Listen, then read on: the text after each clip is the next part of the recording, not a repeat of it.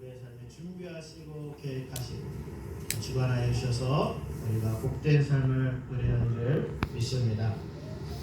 옛날 고대 중국에 주팽만이라는 사람이 있었다고 합니다. 그 사람은 부자였는데 그가 검술에 관심이 있었어요. 그러던 중 여행을 갔다가 지리익이라는 사람이 용을 잡는 검술을 알려준다라는 소식을 듣게 되었습니다.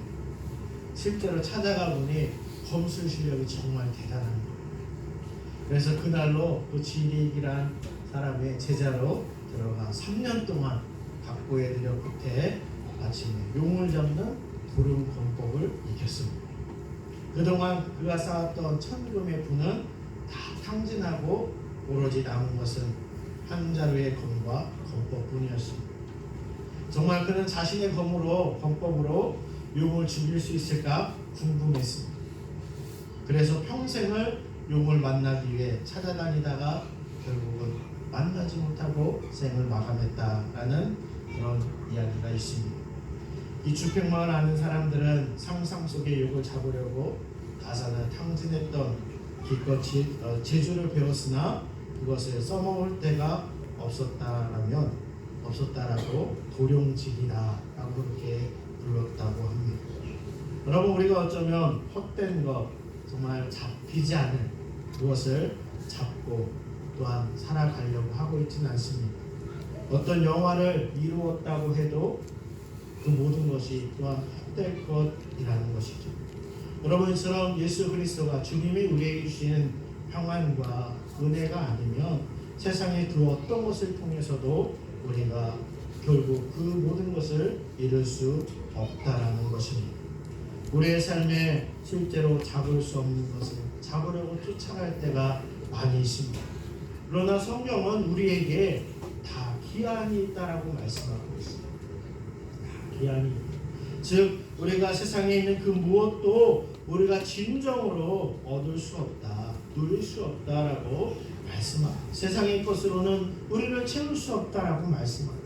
전도서 3장에 보면 솔로몬이 그렇게 고백하고 있습니다. 범사에 기한이 있고 천하 만사가 다 때가 있나니 날 때가 있으면 죽을 때가 있고 심을 때가 있으면 거둘 때가 있고 죽일 때가 있으면 치료할 때가 있고 헐 때가 있으면 세울 때가 있고 울 때가 있으면 웃을 때가 있으며 슬퍼할 때가 있고 춤출 때가 있으며 돌을 던져버릴 때가 있고 돌을 거둘 때가 있으며 안을 때가 있고 앉는 일을 멀리할 때가 있으며 찾을 때가 있고 잃을 때가 있으며 지킬 때가 있고 버릴 때가 있으며 찢을 때가 있고 꿰맬 때가 있으며 잠잠할 때가 있고 말할 때가 있으며 사랑할 때가 있고 미워할 때가 있으며 전쟁할 때가 있고 평화할 때가 있느니라. 다 때가 있다라고 솔로몬이 그렇게 말을 합니다. 그러나 솔로몬이 그렇게 결론을 짓고 있어요. 하나님이 모든 것을 지으신 때를 따라 아름답게 하셨고 또 사람들에게는 영원을 사모하는 마음을 주셨느니라. 그러나 하나님이 하시는 일의 시종을 사람으로 측량할 수 없게 하셨도다. 이렇게 말씀하고 있습니다. 여러분, 하나님께서 분명히 우리 인생에 다 때가 있게 하셨습니다. 그러나 그것을 우리 인간은 측량할 수가 없습니다. 그러나 하나님께서 우리 인간에게 무슨 마음을 주셨냐면 영원을 사모하는 마음을 주셨습니다. 즉 하나님을 찾는 마음을 주셨다라고 말씀하고 있습니다. 여러분, 성경의 솔로몬은 이 땅의 모든 것을 다 누려봤다라고 그가 고백하고 있습니다. 실제로 그가 살아신 전에 많은 것을 다 경험해보고 다 누려보고 그리고 그가 결론을 짓습니다. 이 땅의 그 무엇을 다 누려봤지만 그것들은 다 헛된 것이다. 그가 그렇게 고백하고 있죠. 그리고 그가 말씀하는 것은 우리의 창조주를 기억하는 것이 가장 복된 인생이다라고 그가 고백하고 있습니다. 여러분, 이처럼 우리가 주님의 은혜에 감사하고 하나님을 바라보고 하나님을 찾고 살아가는 인생이 가장 복된 길인 줄 믿습니다. 성도 여러분, 우리는 무엇을 향하여 살고 있습니까? 어디를 바라보며 여러분은 달려가고 있습니까? 세상은 우리 그리스도인들 하여금 세상의 가치관으로 살아야 성공한다고 말하고 있습니다. 많은 사람들, 오늘날 살아가는 사람들이 성공을 위해서 살아가 그것만 바라보고 살아가고 있죠. 우리의 삶이 세상에서 성공을 위한다면 세상이 말하는 대로 그렇게 살아야 할 것입니다. 하지만 우리 그리스도인들의 삶은, 우리의 인생은 세상의 가치관으로 사는 것이 아니라 하나님의 원리로 살아야 합니다. 하나님이 원하시는 뜻대로 살아야 하는 줄 믿습니다. 왜냐하면 하나님이 우리에게 복을 주시는 분이기 때문에, 우리의 만복의 근원이 하나님께 있기 때문입니다. 여러분, 이스라엘 백성이 하나님의 뜻대로 살아야 했지만 세상의 가치관으로 살았을 때에 결국 모든 것을 다 잃어버리게 됩니다. 하나님의 백성이었지만, 하나님의 크신 능력과 은혜를 그들이 경험했지만 하나님의 백성으로 살지 못하니까 세상의 가치관만 바라보고 세상이 원하는 대로 그것만 바라보고 사니까 다 없어졌어요. 나라도 망하게 되었습니다. 하나님의 백성이 하나님 따르지 않고 세상을 따라갑니다. 그때 하나님은 호세아 선지자를 통해 말씀합니다. 오라, 우리가 여호와께로 돌아가자. 여호와께서 우리를 찢으셨으나 도로 낫게 하실 것이요 우리를 치셨으나 싸매어 주실 것입니다. 여호와께서 이틀 후에 우리를 살리시며 셋째 날에 우리를 일으키시리니 우리가 그 앞에 살리라. 그러므로 우리가 여호와를 알자. 힘써 여호와를 알자. 그의 나타나심은 새벽빛같이 어김없나니 비같이 땅을 적시는 늦은 비와 같이 우리에게 임하시리라. 그렇게 하나님이 호세아 선지자를 통해 말씀하고 있습니다. 성도 여러분, 우리의 삶을 돌아보며 정말 하나님께 돌이키기를 원합니다. 정말 예수님이 내 삶의 주인, 내 삶의 왕이심을 고백했지만 어느 순간 내가 내 삶의 주인의 자리에 앉아있고 세상의 가치와 그 자리에 앉아있는 것을 회개하시기를 원합니다. 여러분, 돌이켜야 삽니다. 하나님 바라보아야 사는 줄 믿습니다. 그것이 참된 복된 인생임을 성경은 누누이 우리에게 말씀하고 있습니다. 호세아에게 하나님이 하시는 말씀은 하나님께 돌이키면 하나님은 도로 싸매시고 닦게 하신다라고 말씀하고 있습니다. 더 이상 내려갈 곳이 없었다라는 책에 보면 이런 단락이 있습니다. 왕이 되기 전까지 목동으로 살았던 다윗은 양의 그 미련함과 약함을 보고 나는 양과 같아서 나의 힘으로 살아갈 수 없고 목자가 절대적으로 필요하구나 라는 것을 깊이 깨닫고 이것을 고백한 것이다. 그러나 성경은 우리가 양 같다고 한다. 우리는 다 양 같아서 그릇 행하여 각기 제 길로 갔거늘. 이 구절은 오, 하나님은 나를 양같이 생각하시는구나, 이런 따뜻한 느낌을 주는 말씀이 아니라 우리가 다 양 같아서 각기 자기 길을 간다는 뜻이다. 양이 다 부족한데 가진 것이 하나 있다. 소신이다. 목자를 따라가야 사는데 소신껏 살고 싶어서 목자를 떠나 제 길을 가고자 한다. 그러나 그 길은 죽음이다. 이렇게 쓰여 있습니다. 여러분, 우리는 어쩌면 양처럼 소신대로 살고자 합니다. 사사기가 말합니다. 그때 이스라엘에 왕이 없었더니 이스라엘 백성이 자기 마음대로 자기가 스스로 왕이 돼서 살았다. 자기 소견에 옳은 대로 살았다라고 그렇게 성경은 말씀하고 있습니다. 여러분, 우리를 구원하신 예수님이 우리의 삶의 주인, 우리의 삶의 왕이심을 여러분 인정하신다라면 정말 주님의 뜻에 우리가 우리의 삶을 맡기고 우리의 소신이 아니라 믿음대로 살아야 하는 줄 믿습니다. 하나님을 우리가 정말 진정으로 우리의 삶의 목자로 인정하고 주님을 붙잡고 주님을 의지하며 살아갈 때에 하나님이 우리의 삶을 책임져 주시고 인도하시는 줄 믿습니다. 오늘 우리가 읽은 시편 128편에 보면 하나님을 우리의 주인, 우리의 왕으로 삼는 자가, 인정하는 자가 복이 있다라고 선언하고 있습니다. 이 시편의 말씀은 하나님을 찬양한 찬송가입니다. 즉 시편 기자가 하나님의 역사하심을 바라보면서 하나님의 크신 능력과 은혜를 찬양하고 있습니다. 정말 하나님이 그의 삶에 행하시고 어떻게 하셨는지를 그가 소리 높여 찬양하고 있다는 것입니다. 즉 우리가 책임지는 삶이 아니라 하나님이 책임져 주시는 삶이 가장 복된 삶임을 시편 기자는 고백하고 있습니다. 오늘 1절 말씀에 보면 여호와를 경외하고 그의 길을 걷는 자마다 복이 있도다 말씀하고 있습니다. 즉 하나님을 인정하는 자, 하나님이 하나님이심을 인정할 때에 그 안에 하나님께서 주시는 복이 있는 줄 믿습니다. 여러분, 하나님을 하나님으로 인정할 때에 주님께서 어떻게 하십니까? 오늘 2절 말씀이 그렇게 말씀하세요. 내가 내 손이 수고한 대로 먹을 것이다. 내가 복되고 형통하리로다. 여러분, 우리가 살아가는 삶 가운데 다 우리가 수고롭게 살아가. 수고롭게 무슨 일이든가 합니다. 그 일을 통해서 우리가 삶을 살아가게 되지요. 그런데 오늘날 우리가 살아가고 현실은 수고한 대로 못 먹을 때, 못 받을 때가 있다는 사실입니다.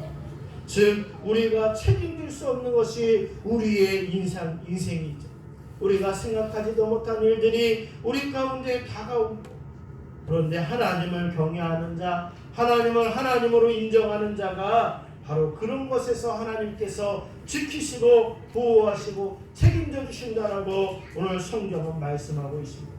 창세기에 보면 이삭이 그 당시 그 가나안 땅에 거할 때에 가나안 땅에 가뭄이 기근이 들어 농사하고 또한 동물을 짐승들을 기를 수가 없습니다. 가뭄이 되는데 어떻게 살겠습니까? 그래서 애굽 땅 정말 가뭄이 없는 땅으로 가고자 할 때에 하나님이 그에게 말씀하십니다. 이삭아 너 이 땅에 거해라. 이 땅에 있어.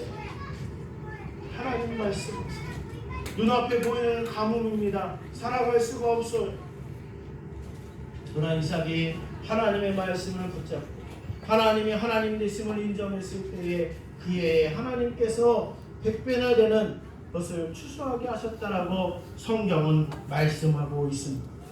이처럼 하나님과 형통했던 이삭이 하나님을 하나님이심을 인정하고 하나님과 형통했더니 하나님께서 그의 삶을 형통케 하셨다라고 성경은 말씀하고 있습니다. 여러분, 우리도 마찬가지입니다. 오늘 본문의 말씀처럼 여호와를 경외하고 하나님을 인정하는 자, 하나님이 우리의 삶을 형통케 하시는 줄 믿습니다. 그 무엇보다 우리의 삶에 하나님과 형통할 때에 하나님께서 그 모든 것도 책임져 주십니다. 하나님이 인도하십니다. 또한 주님께서 말씀하십니다.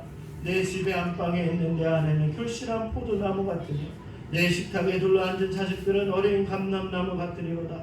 여호와를 경외하는 자는 이같이 복을 얻으리로다 말씀하고, 즉 이 말씀은 하나님께서 그 믿는 성도들의 가정 또한 관계 가운데서도 하나님이 복을 이루신다라고 말씀하고 있습니다. 여러분, 오늘 살아가는데 가정에 여러 가지 문제 있는 가정들도 많이 있습니다. 또한 관계의 문제로 힘들어하는 성도들도 많이 있습니다. 그러나 하나님을 경외하며 살아가면 하나님께서 그 모든 관계도 가정도 가족도 주께서 책임져 주신다라고 말씀하고 있습니다. 여러분, 우리가 어떻게 우리의 삶의 가정의 문제를 해결할 수 있습니까? 더 나아가서 어떻게 우리가 우리의 자녀들을 책임질 수 있습니까? 우리가 할 수가 없어요. 할 수가 없어요. 아무리 자녀의 삶을 책임져 준다 할지라도 그 모든 것을 책임질 수가 없어요. 그러나 오늘 성경에 하나님을 경외하는 자, 하나님께서 그 가정도 책임져 주시고 자녀도 책임져 주시고 모든 관계를 형통케 하신다라고 말씀하고 있습니다. 여러분, 이것이 가장 큰 은혜고 가장 큰 복인 줄 믿습니다. 여러분, 정말 하나님을 경외하는 자, 하나님이 가정의 주인으로 인정하는 자, 주님이 책임져 주십니다. 성경에 야곱의 가정에 보면 야곱이 자식들이 많았어요. 여러분, 가지 많은 나무가 바람 잘 나갔다고 정말 많은 일들이 일어납니다. 수많은 일들이 성경에 보면 그의 삶에, 그의 가정에 일어나고 있어요. 그러나 야곱이 늘 하나님을 바라보고 하나님께 기도하며 나아가. 더욱이 그가 다시 가나안 땅으로 돌아올 때 보면 그의 형이 그를 죽이려고 400명이나 되는 사람들을 이끌고 그에게 오는 장면이 나오고 있어요. 여러분, 그 관계가 어떻게 다시금 회복되겠습니까? 형제가 그렇게 싸우는데 어떻게 그 관계가 회복되겠습니까? 그때 야곱이 하나님께 기도합니다. 하나님을 붙잡습니다. 하나님이 내게 복을 주시 않으면, 하나님이 내 삶을 형통케 하지 않으면, 하나님이 이 관계를 해결해 주시 않으면 하나님 가실 수 없습니다. 그 밤에 그가 약복강에서 그렇게 기도할 때에 하나님이 결국은 그에게 이스라엘, 하나님과 겨루어 이겼다라는 이름으로 바꿔주신다는 사실. 여러분처럼 우리의 삶도 마찬가지입니다. 하나님을 경외한다, 하나님을 의지한다, 바로 하나님께 기도하는 것입니다. 우리의 가정, 우리의 가족들, 우리의 자녀들 모든 관계를 하나님께 기도하고 맡기며 나아갈 때에 주께서 형통하게 하시고 주님이 책임져 주시는 줄 믿습니다. 또 하나님을 경외하는 자에게 어떠한 복을 주십니까? 5절 6절은 이렇게 말씀합니다. 여호와께서 시온에게 내게 복을 주실지어다. 너는 평생이 예루살렘의 번영을 보며 내 자식의 자식을 볼지어다. 이스라엘에게 평강이 있을지로다 말씀합니다. 여러분, 하나님께서 하나님을 경외하는 자에게 강건한 은혜, 강건한 복을, 삶의 복을 더하시는 줄 믿습니다. 여러분, 우리가 지금 살아가는 삶이 무병장수가 아니라 유병장수의 시대입니다. 다 병이 있는데 그래도 오래 산다라고 말을 하는데, 정말 하나님께서 우리 육신도 강건케 하셔요. 여러분, 우리를 만드신 분이 하나님이세요. 우리를 창조한 분이 하나님이세요. 그러면 고치시는 분도 하나님이세요. 완벽하게 고치시고 변화시키시고 만드시는 분이 하나님이신 줄 믿습니다. 잠언 15장 13절은 말씀합니다. 마음의 즐거움은 얼굴을 빛나게 하여도 마음의 근심은 심령을 상하게 하느니라. 잠언 17장 21절도 마음의 즐거움은 양약이라도 심령의 근심은 뼈를 마르게 하느니라. 성도 여러분, 정말 이 시대 마음의 병으로 고통받는 시대, 정말 예수님이 주시는 평안이 이 우리의 삶에 가장 필요한 줄 믿습니다. 예수님은 요한복음 14장 27절에 말씀합니다. 평안을 너희에게 끼치노니 곧 나의 평안을 너희에게 주노라. 내가 너희에게 주는 것은 세상이 주는 것과 같지 아니하고 너희는 마음에 근심하지도 말고 두려워하지도 말라 말씀하십니다.